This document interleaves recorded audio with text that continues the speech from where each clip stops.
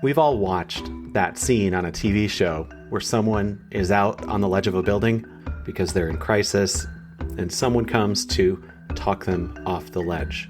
We literally use the term all the time, talking somebody off the ledge.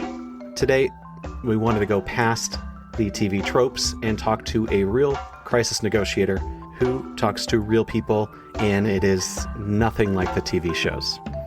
My name is Detective Sergeant Lucas Killick. I have been in law enforcement since 2008, so a long time now already, going into my 17th, 18th year. I was brought into it from a young age through community organizations, kind of like a Boy Scout. They called them police explorers back then, and I really found a niche into it, and I really liked what it is. These programs are out there still today and are very active in introducing young people to careers in law enforcement and criminal justice. I started out as a patrol officer and was a detective, went back to patrol for a little bit as a supervisor, and now I oversee the detective division. I also, part of that ancillary duties, we get to be part of special teams. And one of those special teams that I'm part of is our locally crisis negotiation unit. Crisis Negotiation Unit is basically a special response team that's going to work with other emergency response teams to help de-escalate life and death situations.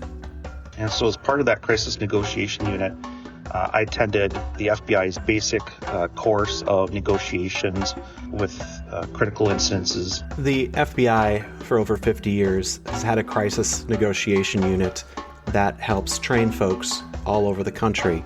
These efforts in negotiation have made a huge impact on resolving a wide range of crisis standoffs.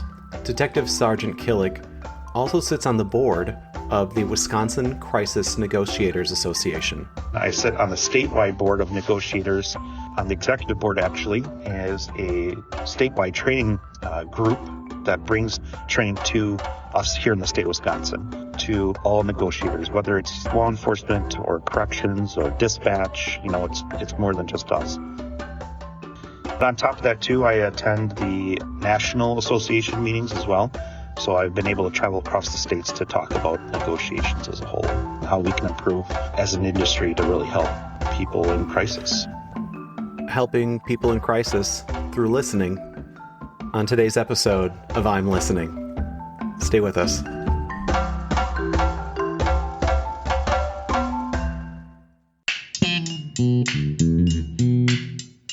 From conversations to the natural world to complete silence, so many of us focus on what's next rather than what is happening now.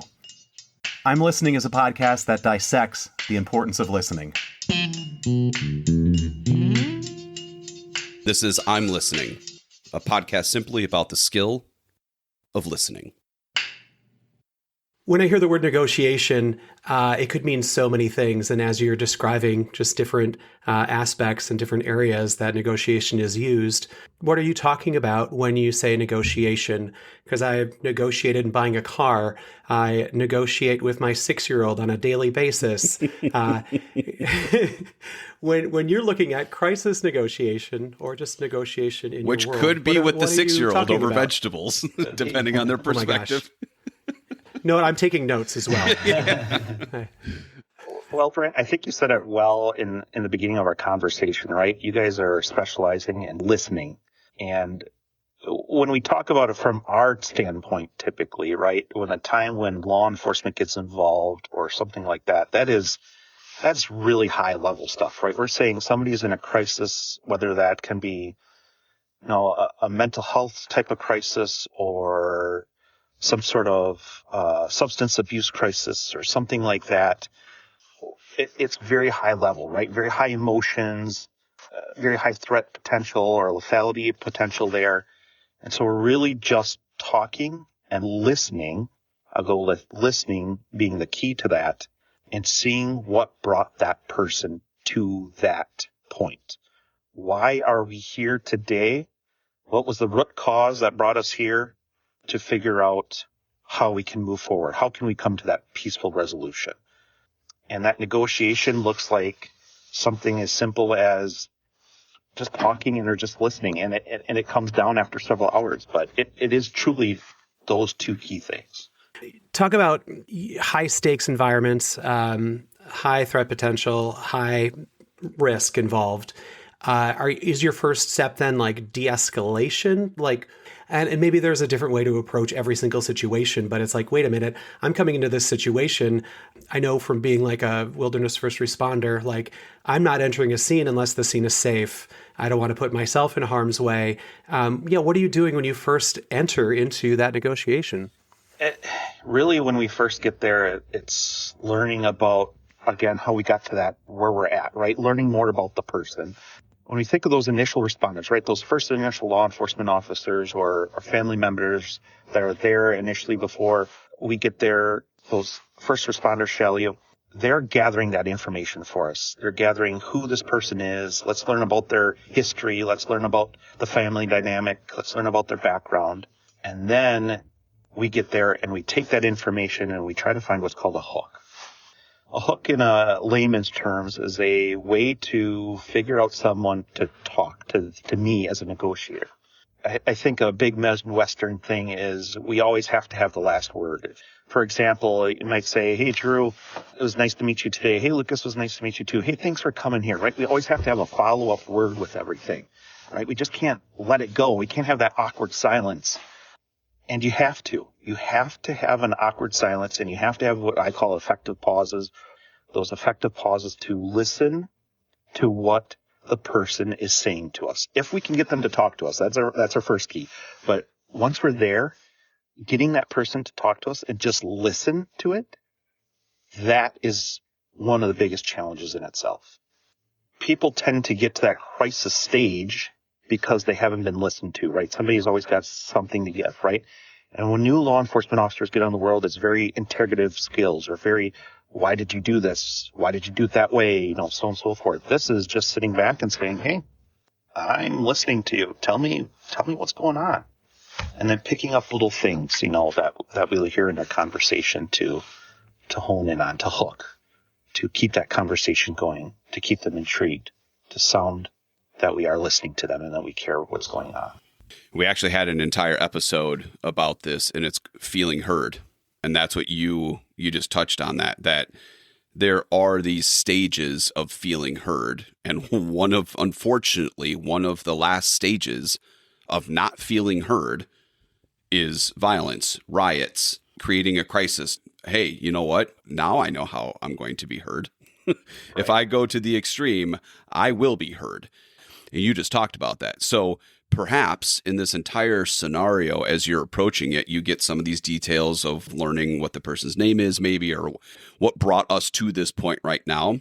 It sounds like one of your first tactics is, I am here to make sure that you feel heard so that we can start to reverse some of the things that have brought you to this crisis or to this extreme situation right now, simply by listening so that you feel heard. Yeah, exactly. And it's important to use correct terminology, right? For example, I'll throw this out there. In the very first interaction I might have someone with crisis is just by calling their first name. I'm Lucas. I'm not Sergeant Killick. I'm Lucas. Your name's John in this case, maybe. John, tell me what's going on today. I'm here to listen to you. And it takes away from that authoritative figure and that I'm not the important one here right now. We're listening to you. Tell me your first name. I want to understand you. What's the biggest things weighing in on you right now that we want to hear? Why am I here today? Tell me more about this. And then taking their words that they're telling us, right? Like you kind of just said, Drew, and listening to that and then using them as like a paraphrasing almost in a way, right? Hey, I hear that you're upset about this, but not using that famous word, John, I really need you to calm down right now. Not a thing we're going to say, right? There's just, we hear what you're saying. We hear that you're upset. I might not understand it, but I hear it. What's weighing in on you right now that we can talk about that. You said too, you go into this situation calm. You have to remain calm. You go in there hot and you're counterproductive now. You go into this situation calm, but you know what's happening on the inside, right? You know the adrenaline's pumping. You know all those things are going. And now you have to be an effective listener, because if I heard you right, you have to be able to repeat back to them to show them that you are actually listening to them. Because if you ask them, okay, we'll use John. I liked your question. Why am I here right now? This happened and this happened. You're like, yeah, okay. I didn't hear anything you just said. Right. You just undid all of that work and now escalated it even more. So can you go through some training, the tactics, some of those things? The key to our podcast too is if we talk about things that nobody can understand or relate to, then it doesn't matter. We also want them to take these key points and go, I might not be in crisis negotiation, but I do have to go talk to my boss tomorrow. Or I might not be in crisis negotiation, but things aren't very good at home. Right. Emotions are high, adrenaline is pumping, and you have to be an active listener with this individual and be able to repeat back what they just said. That has got to be a tremendous challenge. So, Drew, you're kind of looking at like how you hold yourself together in a high stakes environment. And remember things. Yeah. You have to remember negotiate. exactly what John just said to you and be able to process that and utilize it as a tactic. Yeah. Well, let's be honest. Our memories are, some have very good memories. We have them and some don't. And for me, my memory is okay at best. And so, it can be very difficult, right? And let's throw some variables in there. Let's throw middle of the night, 3:00 in the morning. They're going through the crisis. I'm just waking up and getting out of bed, trying to get myself put together and get on scene here, whatever the case may be. So this wasn't just a scheduled 2:00 in the afternoon. Hey, let's go meet. Yeah. It's like, oh my gosh, I have to go now. So yeah, if I could send one point home is it's okay to write things down.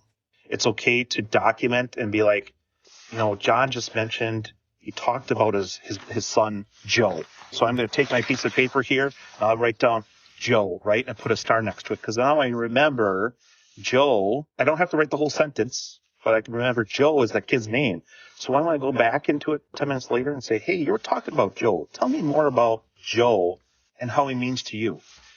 I can't go without saying that when we talk about negotiations from a crisis standpoint, a law enforcement standpoint, it's very much a team effort.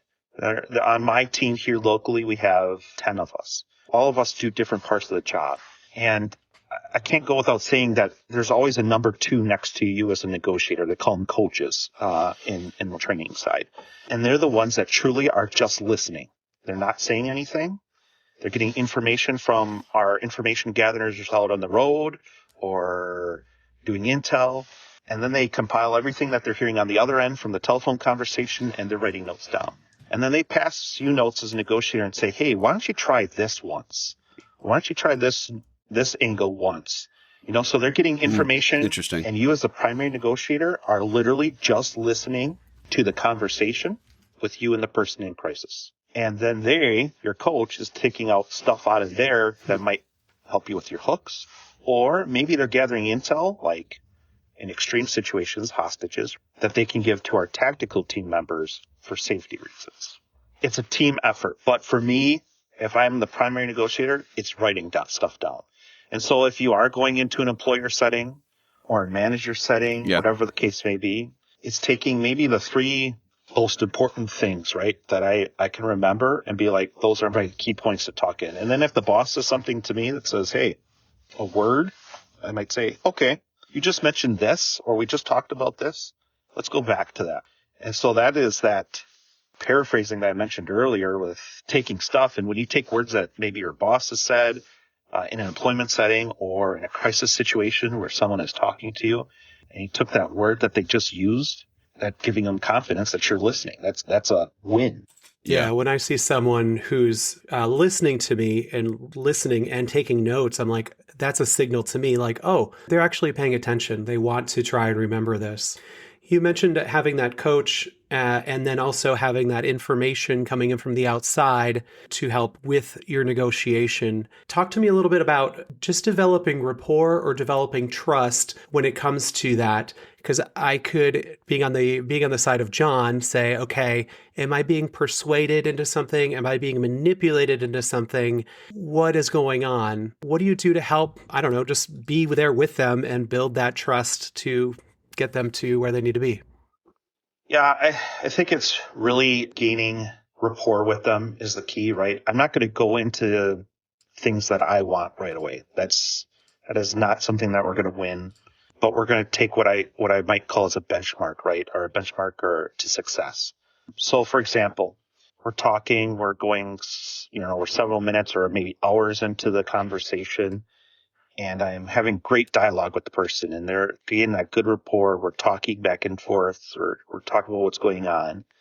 And then I could say, hey, John, at this point in time in the conversation, what can you tell me, or can you give me something, some encouragement that we're doing something good here? That what can we do to motivate you to maybe come out at this point in time? And then I'm going to start digging, right? I want to get something that's going to be like, well, all right, yeah, and start realistically thinking, right? Let's talk about how we're going to move on to the next part. I think the biggest takeaway from that, and what we see from our side in law enforcement, especially, and especially sometimes even at the big bosses, right? Our bosses, the chiefs and the sheriffs, so on and so forth. They want to see that done as soon as possible, right? So they have staff members that might be out there for hours. We're all tired. We're all exhausted, but it can't be. It can't be rushed. Any conversation cannot be rushed. And it's hard to show people that. We so want to give someone an out and be like, I need something right now. They need to give me something. They need to do something. They need to send out the first hostage. They have to do something. Give me something. Well, maybe we're not there yet. And now by me demanding that, I'm losing that rapport with that person. I'm losing that ground, so on and so forth. So if we put it on a little bit lower aspect of that, and we go into negotiations with an employer or something like that, and we go with our demands, I want this, and this, it's not going to work, right? Your boss isn't going to see that through and be like, nah. I'm not going to go, oh, thank God you're here. Right, and actually go, I'm not listening to you. You keep talking, but I'm going to go back here to typing, and I'm listening but not listening, right? It's literally has to be a two-way conversation. It has to be listening to that other person and finding those hooks, those entryways, I call them, hooks into seeing how we can get some indicators of progress. As you're going through this process, I would imagine that the end goal for you and the end goal for John may not align. John's like, I wish this never happened. I feel bad that this happened. I just want to go back to my life. When you may have other things that need to happen. What does it look like now that you've built that rapport, where are we going? What do those exchanges look like? How are interests being met in order to move forward? So maybe in the beginning, things might look like, hey, I'm hungry. I need some food, whatever the case may be. And we can arrange some food delivery. That would be an indicator of progress we're getting somewhere. And that's a good thing for me, too, because now I've given them something, a negotiation. Now, what are we going to give to me in return for that? Okay, you want pizza? It's on the way, but I need something from you now. Give me this. So now when we get a little further on and into the end of it, and we're looking for that indicator of progress or getting somewhere, I'm going to be truthful in everything. I'm not going to give them fake promises. I'm not going to say, we're going to get you a helicopter, because that's not realistic. I'm not going to say, you're not going to jail tonight. That's maybe not an option, right? Again, depending on the situation, it might not be what's going to go in that, but I'm always truthful. And I always stick through whatever promise that I do give them, that I can fulfill that. A lot of times when we get to that end point, somewhere during the conversation, the person goes, can I see you? Can I talk to you in person? And that's not something that we do a lot of, because our negotiations on the law enforcement side are usually down the street, away from the actual situation. Very rarely are we face to face. That does happen, but very rarely. And that can go into a whole nother discussion with, emotional labeling when you're not there and you can't see somebody's face. How do you get that through the phone? So on and so forth. But, talking about looking at the ending side of the thing is, if you come out, you can talk to me in person and I will be there. That's something I can do. So I guess, Brent, to answer your question, is it's not giving them fake promises. It's not giving them anything that's not true. It's talking to them about what's important now. Why are we here now? What's that root cause? Then let's talk about the future and what that might look like. There's so many resources that we can offer people and help them out with. Very rarely at one point in time, I can't think of a time in my 12, 14 years of doing this already where I haven't been able to come up with a resolution. Might not be the one they want to hear, but it's realistic. And I always will tell them from the very first time I meet them, is I'm always going to tell you the truth. Yeah. It's just going to be, that's really cool. It's just always going to be in a different way, right? It's not a law enforcement saying, you will do it this way. It's, no, John, there's going to be cops outside your door when you come out. They are going to put you in handcuffs. but you're going to come and talk to me and we'll all be okay. They're not going to hurt you. Yeah.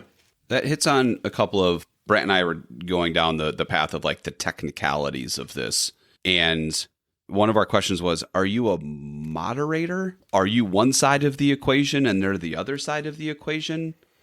Yeah, I would say it's almost a combination of both a little bit, right? We're not gonna do our part as much as we can to let the situation spiral out of control. So that's where I think a moderator really takes control of that, right? And says, hey, this is the way this is going to be. I'm in charge, so on and so forth, right? Because if law enforcement's involved, we're past that I'm in charge point. The person in crisis clearly thinks that's what's going on right now, and they're going to do something to make their thoughts known. People look at law enforcement's position of authority and as a whole, right? And so it's being able to talk to someone who's in crisis, talk to someone who has authority, and having a discussion versus a moderation, or it's only going to be my way or only your way. It's, here's what I'm giving you. I need a little bit back as well. More of a two-way. I think there's a combination, a little bit of both there to kind of answer your question, Drew. Okay. You mentioned earlier too about just like, hey, you're hungry. Okay, let's order a pizza. We've got a pizza on the way. And that is an act of giving something to them. What other tactics or techniques are like that you may, I don't know, just have at your ready? Yeah, and so it really, Brent, kind of depends on the situation, right? There's tons of different things we can do. Yeah. In our negotiation side or talking side of the world, is it safe to do so? Is it safe for us? Is it safe for people involved? Are we gaining anything? So on and so forth from doing this. So I'll give an example. In the case of John, maybe he is upset because a spouse of his, they're no longer together. They have a child in common maybe, and they haven't seen that child in a long time, right? So maybe we could get a recording of that child talking to dad or that person and use that as a motivator, right? To say they're okay. They still have interest in you. They still know who you are, and try to bring that person down a little bit. That might be an example in that situation. Again, it truly depends on the safety of things. And I don't want to take someone who's in crisis and make things worse. And that's where we have to go back to talking about in the beginning. Because maybe John then disclosed to me that they're very upset with their spouse. And now I'm saying, hey, we've just talked to your spouse who's allowing us to get a recording of your child. You talked to my spouse? And now I've just lost everything I just did. Yeah. Yeah. And so it's really balancing that, where are we at right now with how this conversation is going. And that is the hardest thing to teach as I train new negotiators or something like that. I can't give you a textbook example of when that looks like. I can give you indicators of progress, right? Things that we've done where we gained rapport and where they weren't talking. John wasn't talking to me in the beginning of this conversation at all. It was very one-worded sentences. Yep, I'm fine. Horrible day. Right? To now we're having a conversation. That's an indicator of progress. That timetable might be 20 minutes. It might be 3-4 hours. Just depends on the situation. And so, and then you throw those variables in there of substance abuse or other mental health stuff. Triggers that we don't want to go on and we might accidentally fall into. And then we have to take a step back and we're like, okay, we need to go back to a different conversation. And I'll be honest in saying that there's times where sometimes no matter what I say, it's not going to work. And now I have to try a new person. And as a negotiator, I need to be able to respect that. And I don't take offense to that, right? Because maybe somebody has a better idea, or just a different voice. And that's okay too. It's got to be hard to not take things personally sometimes. I think of instances where, I've seen interacted with someone with a traumatic brain injury and they are coming across as very aggressive and threatening. It has nothing to do with me. Or I know, other cases too of someone who has dementia and I'm negotiating with that and being like, what am I working with here? This is really hard. How do you get into these situations and not take it personally or let it really get to you? That is something that we talk about and train all the time on. We have to have those conversations as a group internally quite a bit and be like, listen, it's clearly not something that you're necessarily doing in particular. But this person, like you said, Brant, may be suffering from dementia or a PTSD or a traumatic brain injury from something else. Other than saying it's easy for me to do, it's understanding what that is and what that looks like as a person who has been trained into it, right? To recognize the signs of dementia, to recognize the signs of what traumatic brain injuries do to people. And then being realized, okay, I'm not the right one to do this, or what I'm doing is not working. I need to do something different. And that's when I go back to the very beginning of our conversation with this training. It's something that we have to do all the time. You can't just go through a one-time course and be done with it, right? You have to do your research. You have to do your education. You have to reach out to those professionals that work with those individuals all the time and have a better understanding of that, right? So that can put your mind to ease as well. You know, you talked earlier on in our conversation today about negotiating with your 6-year-old, right? I have family members. My grandmother had dementia for many years, and I even had to the point where it's called sundown syndrome involved with that as well. And so at certain times of the day, they would change into a completely different person, right? So you have not only the dementia, but now you have physical sides of that as well. And I remember my mom would get so frustrated,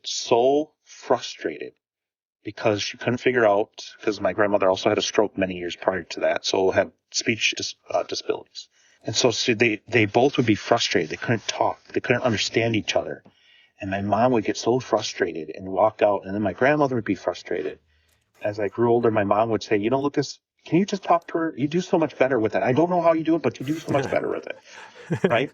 And it's just taking the little bits of things that we can get and really capitalizing on that. It might be something as simple as getting to sit down at a dinner table. That is an indicator of progress. We made a progress. We talked about it. We got it accomplished. We had a goal. We made it. And then we just build on that and build on that and build on that. I think the moral of what I'm saying in all of this is just, it's so easy to do, but it's hard for people, is just remain silent for a second and listen to what somebody's saying or doing to figure out a solution. And we don't necessarily have to have a direct answer for everything, but maybe we'll figure it out.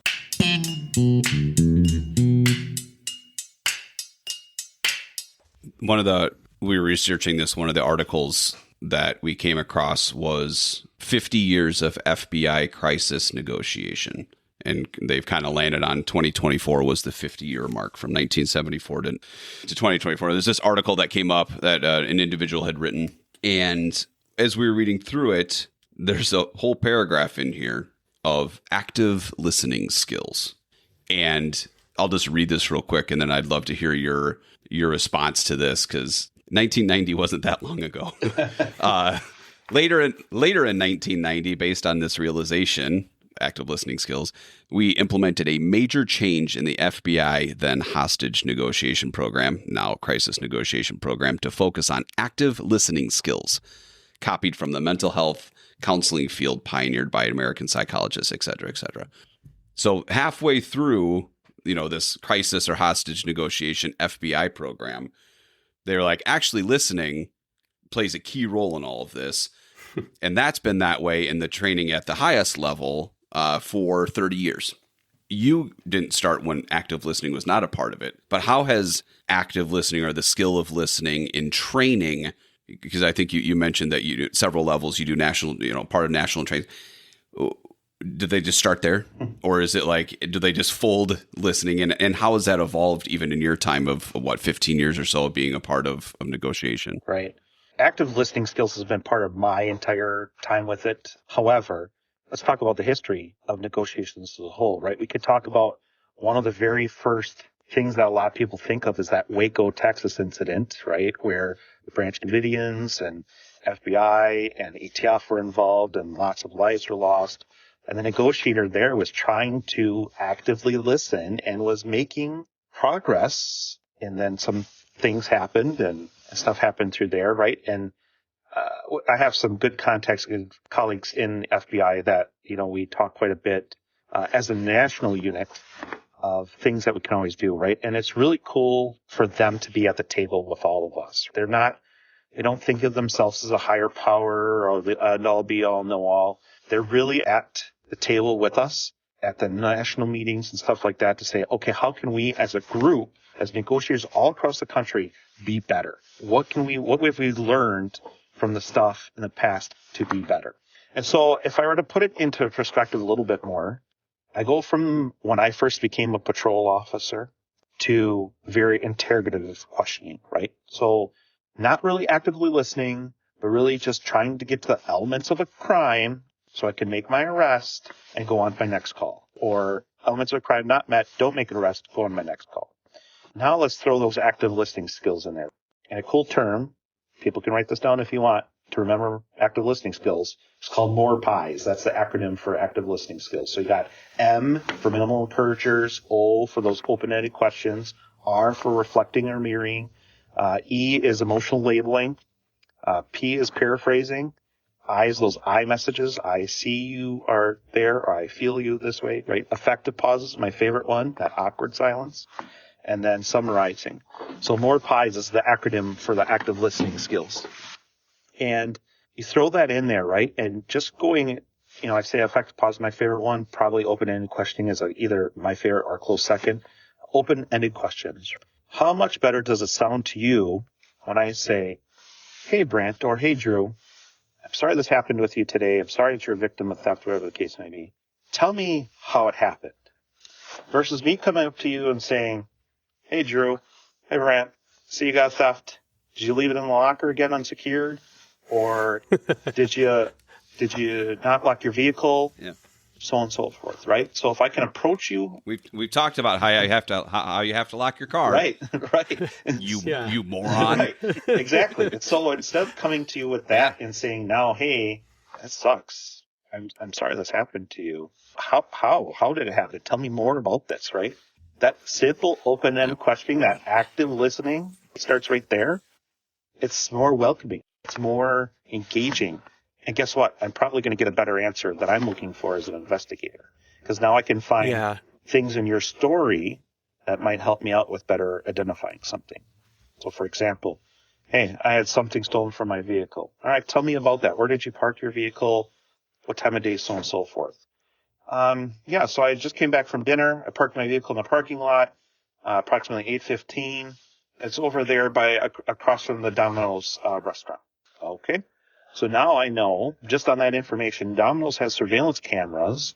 Let's go back and look at that and pick up on those little things. From that, just that idea of that opening question versus a closed question where it's a yes/no answer. The way you also set that up with that open-ended question was really putting the ball in their court of this is not about me receiving information. This is about you telling your story, and it puts the ball in their court and gives them the ownership of that narrative, of that story. And once they're open up to that, you're able to probably build on that, right? And do more with that than you would have gotten had you asked the first question. Right. And those open-ended questions have helped so much more in everything I do, not just in negotiations, but anything law enforcement related, right? You talk to a child is very much easy to say yes and no. But if you can talk to a child and ask an open question around an event, for example, favorite thing they might be do in the morning is to watch their favorite cartoon or TV show. So you're watching Daniel Tiger today, and when you're doing that, tell me all about the things that you heard that day. And they might say, hey, I heard this in the background too. Because they're framing it, they're asking that open-ended question, a child's able to relate to that a little bit better. So taking what I've learned from negotiations that way and applying that to my career has helped me drastically. And it's so much more engaging in conversation. I want to talk to myself more if I ask myself an open-ended question, or even to another person, right? It's just truly engaging their thought process and show that you care a little bit about what's going on. So yeah. You have these tactics, you train on them, and they're so, to use a different way of using open-ended, it's not like, well, this is how you do it. It is, here's one way. Here's an indicator that things are going well. Here's the indicators that things aren't going well. It's so open-ended and so loose, yet so trained, so tactically, yet it's so open because it's human interaction. The best of the best do it so well. What differentiates them from people that need to do it better? The experts in the room obviously have the experience of doing this, So experience plays a huge role, but it's not because they've got the system dialed in. It's because they pick up on the indicators better than others. It's because they know how to ask a better question than somebody else that doesn't have as much experience. Is it really just experience that is the indicator of somebody that can do this really well and somebody that's just not as good at it as others? Yes, I do, but let me quantify that a little bit maybe. Those who, in my career, who do it often, right? Let's talk about more populated areas. So like San Francisco, those organizations that have more populated areas deal with people in crisis a lot more, right? So they're going to have obvious reasons to have more experience with it. Now you look at my side of the world, I work for a jurisdiction in what would be considered rural, right? My population that I serve is only about 2,600 people. However, we're a big tourism destination and see upwards of 150,000 people that visit us at any one point in time. So I've got different cultures, different backgrounds coming in, so on and so forth. And I learn from interactions with that.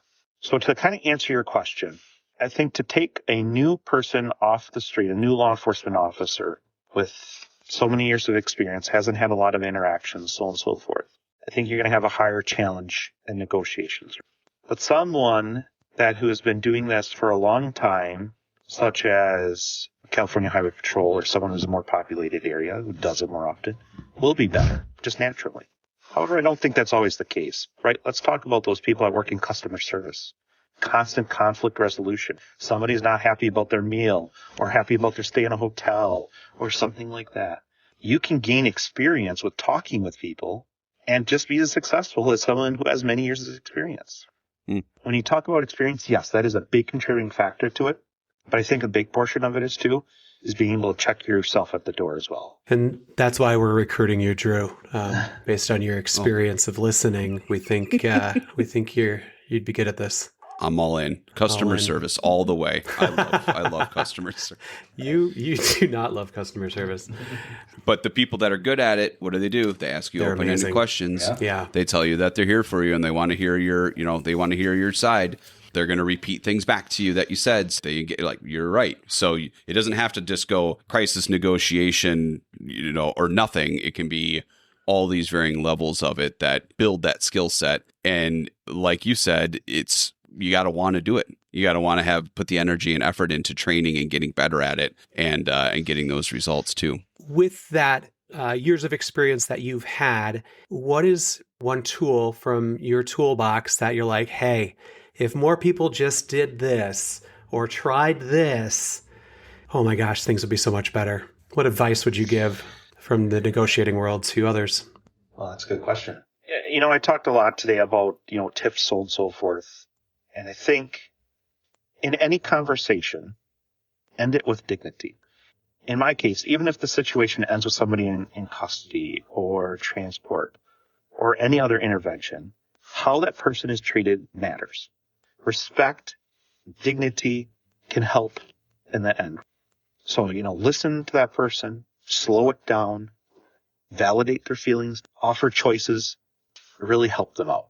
And I think truly ending it with dignity and having a respectful conversation, no matter what that is, whether it's a person in high crisis or you going to your boss to talk about this new idea that you have, if you can end it with dignity and have that respectful conversation, it's okay. You can still have a good conversation. That's awesome. I really like that. This has been an amazing conversation. I appreciate the time that you took for this.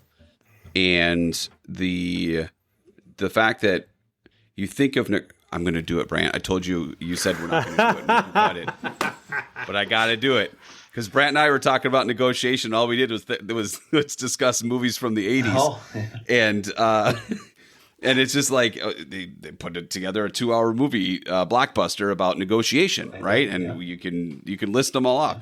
You kind of get this idea of like it's this one tough guy against the world, against another tough guy, and the good guy's going to win, and it's going to be dramatic and crazy. And you know what? According to some of the data, that's probably what it was kind of like in the 80s. I don't know. Active listening was introduced in the 90s. So If you go through this situation now, it's not going to make for a very great dramatic film if you're sitting here talking about listening first, asking open-ended questions, giving them the time that they need, making sure they feel heard. That's not a movie. But what it is that it's human interaction. And the fact that you just wrapped this whole thing up by talking about dignity, respect, understanding to whatever degree you possibly can, making sure that they feel heard, but ending it with dignity. I mean, that just takes that is the human element of two humans talking with each other, one in crises and the other not trying to help that other individual. And if you go in with that mindset, and that's what I've heard from this entire conversation, you are there to help this person. How you get there, you can train all day and have these different tactics and have this different methodology. Ultimately, it's two humans sitting down talking with each other, trying to get to a resolve to keep everybody safe and to end it with dignity. Yeah, 100%. Pretty amazing. Yeah, 100%. Yeah. I think you said it well with it's not a selling to try to get movie dollars, so on and so forth. There are seats filled in a theater for a movie. We learned in the beginning with so many incidences that things need to change and we need to keep improving. And in today, we still need to keep improving. We still need to be listening to the different ways of how certain things happen and how did it work in this situation. As we're learning more about the mental health aspect and substance abuse, so on and so forth, as that's ever changing. Again, having a conversation, listening, allowing those awkward silences, and just talking to them. Not talking down to them, just having a conversation of respect and dignity. Yeah. Sergeant Killick, thank you so much for joining us today and for being a part of this. My pleasure. Thank you for having me here. In the description of this podcast, you will find more information and a list of any of the sources that we used. This podcast is created and produced by Drew Richmond and Brant Christofferson. Editing by me, and the I'm Listening theme music by Drew. That's me. That's you. Brant, I will talk to you later, my friend. We'll see you next time. Yeehaw. Have a good one, Drew. Bye, Brant.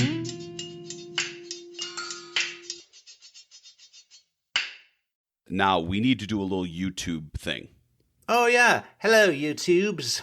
This is new. We weren't doing nothing over the last 6 months, folks, since season 4 and the kickoff of season 5.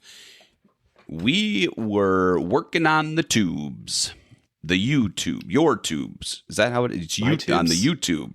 No, that's gross. Tied my tubes? No, stop that. That's disgusting. We're on YouTube. Yeah, we've been on YouTube all along. We are now dabbling with posting videos? ? Yeah, some additional content. So go to YouTube, in the search bar, find I'm_listening podcast.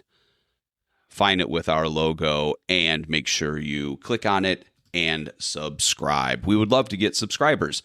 And then one of the only podcasts in the world that's dedicated to the skill of listening can continue to rise up in its popularity, because we believe that if everybody listened just a little bit more, the world would be a better place.